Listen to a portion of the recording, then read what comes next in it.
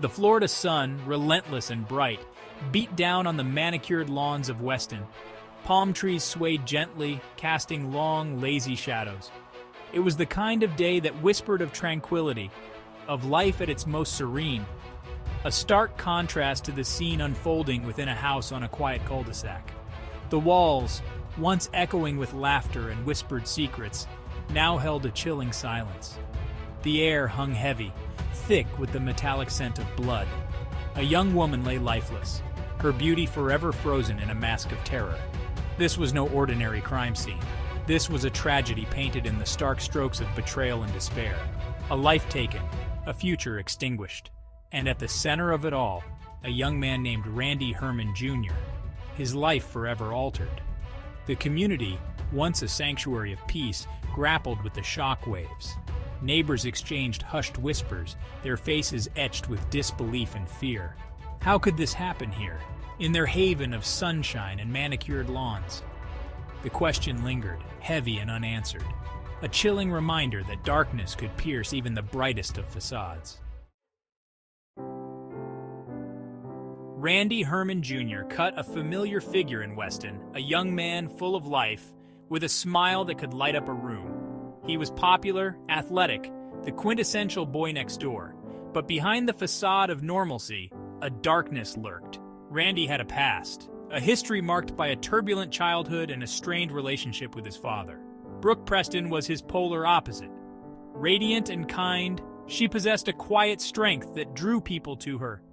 Theirs was a love story for the ages. High school sweethearts. Their bond seemed unbreakable, a beacon of hope and happiness. Yet beneath the surface, cracks began to appear. Randy, haunted by his past, grappled with insecurity and a need for control. His love for Brooke, though undeniable, became possessive, suffocating. He craved her constant attention, her unwavering affection. Brooke, blinded by love and loyalty, tried to soothe his demons, unaware of the storm brewing within him. The pressure mounted, pushing Randy further down a dangerous path. His insecurities festered, fueled by a cocktail of jealousy and paranoia. He saw threats where none existed, imagined betrayals in Brooke's every interaction. His behavior became erratic, unpredictable. Brooke, once his anchor, now found herself walking on eggshells. Her attempts to reason with him, to pull him back from the brink, were met with anger and accusations. The once unbreakable bond began to fray, the love they shared slowly suffocating under the weight of Randy's dissent. Friends and family watched with growing concern. Whispers of Randy's behavior circulated, painting a picture of a young man spiraling out of control. Interventions were attempted. Pleas for help were made. But Randy, consumed by his own demons, remained deaf to their concerns. The tragedy, it seemed, was becoming inevitable.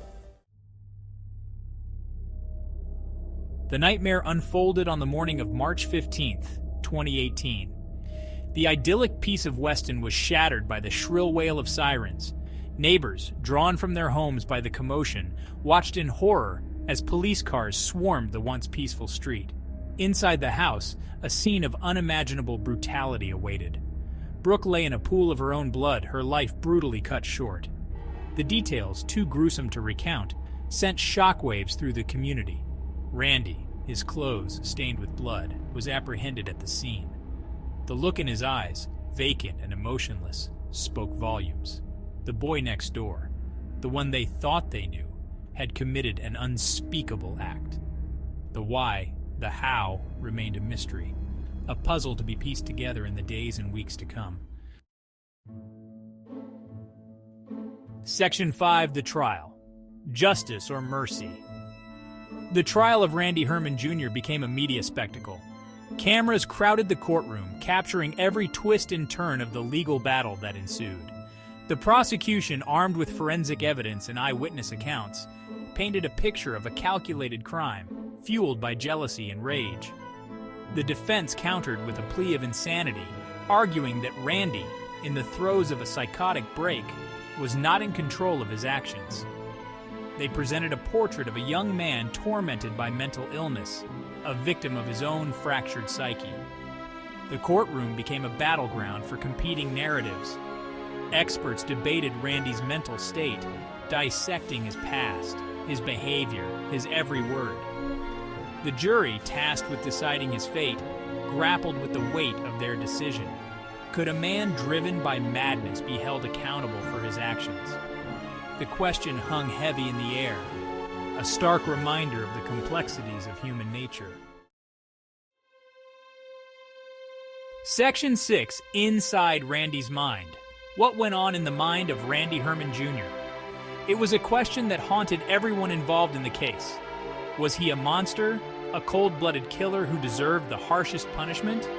Or was he a deeply troubled young man, a victim of his own mental demons? The prosecution presented a narrative of obsession and control. Randy, they argued, was driven by a pathological need to possess Brooke, to isolate her from anyone else. Her attempts to break free, to reclaim her independence, were met with escalating violence, culminating in the horrific events of March 15th. The defense countered with a portrait of a young man battling demons he couldn't control.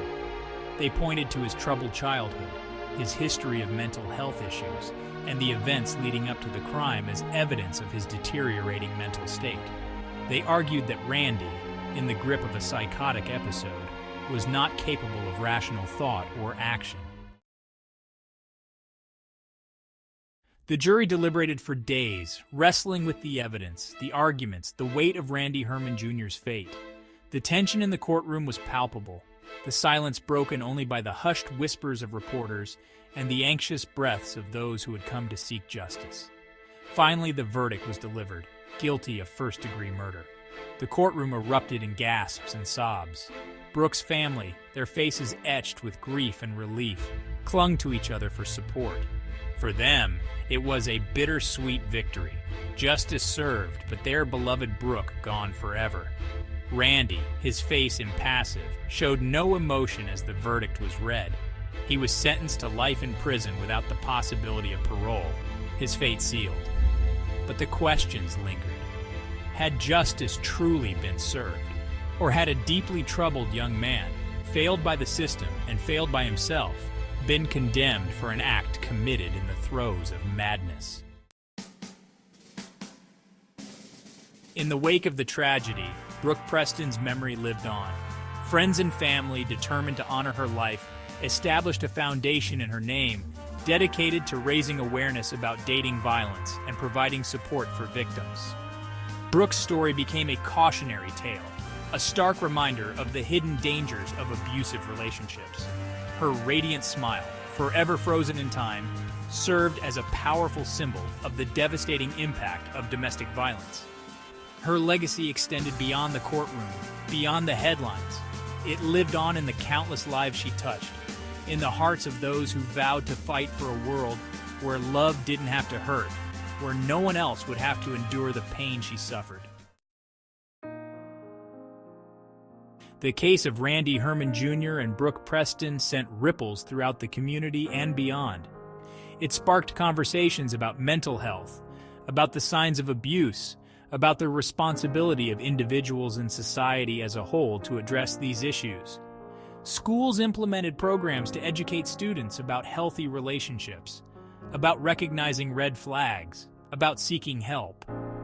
Law enforcement agencies reviewed their protocols for handling domestic violence cases, seeking ways to improve their response and provide better support for victims. The tragedy, as tragedies often do, forced a collective introspection. It highlighted the need for greater awareness, for more open dialogue, for a society that prioritized mental health and provided the resources and support needed to prevent such tragedies from happening again. Even with the trial concluded and justice served, some questions remained unanswered. What truly went on in the mind of Randy Herman Jr.? Was it cold-blooded murder, a calculated act of violence, or was it, as the defense argued, a tragic consequence of untreated mental illness? The case served as a stark reminder of the complexities of human behavior, the fine line that separates sanity from madness, love from obsession. It underscored the limitations of the legal system, its struggle to grapple with the nuances of mental illness and its role in criminal behavior. And in the end, there was Brooke, her life tragically cut short, her story a painful reminder of the devastating impact of domestic violence. Her memory, her legacy, served as a call to action, a plea for a world where love would never again be synonymous with pain.